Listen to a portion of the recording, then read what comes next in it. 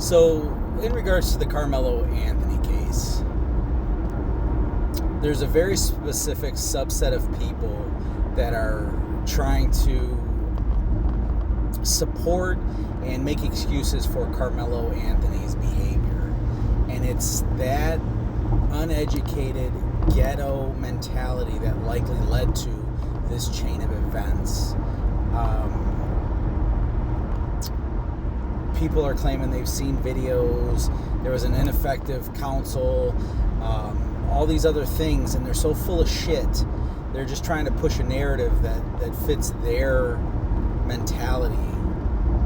And if you're teaching your kids that if somebody puts their hands on you, pushes you, grabs you, any of those things, that it's okay to stab them or shoot them, then you're part of the problem. I know you're probably trying to act tough, but more events like that are going to happen. If I grab you, it's the same thing. What if a teacher grabs you to move you? Does that give you the authority to stab them, to take their life?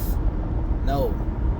And it's ultimately what led to a young man being in prison for possibly 35 years, likely less, and another man losing his life.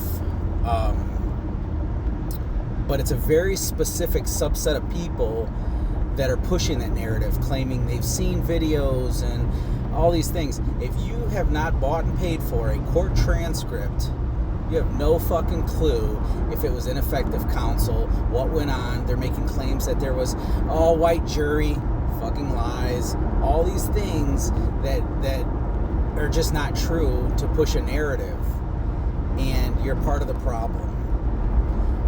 They're claiming that Karmelo Anthony was jumped, all these things.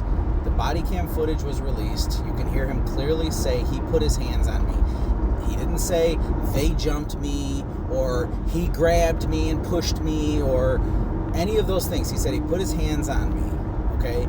But just because somebody puts their hands on you does not give you the right to take their life.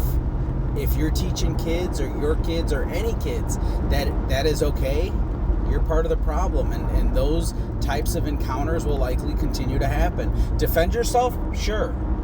But the reality is, he shouldn't have been there. Now, I know there's a lot of controversy on whether or not Karmelo Anthony was suspended. I've even heard people say that Austin and them were suspended. Bullshit. There's court testimony. I'm not saying whether or not he was, but I'm telling you there's court testimony that says Karmelo Anthony was suspended from school. Bottom line is, he wasn't there for track. You can see the shoes that he has on when he's arrested, and he should have left. Now, alright, I had to make another one. Do two wrongs make a right? No. But if you only take it back to Austin Metcalf putting his hands on him, and that's where you stop, that in part becomes the problem. Karmelo Anthony was asked to leave. You got to take it back to the root of the issue. Just like all these other political issues that people want to create their own narrative for. If you take it back to the root issue, right? He was under someone else's tent. He was asked to leave. He didn't leave. None of the other factors matter. In regards to, he was talking to somebody, he was this. Once you're asked to leave, and by the testimony of the coach for Austin Metcalf, his coach put him in charge of the tent, and if he's asked to leave, he should have just left. He left pretty quickly after the stabbing. He clearly could have left significantly before he took someone's life.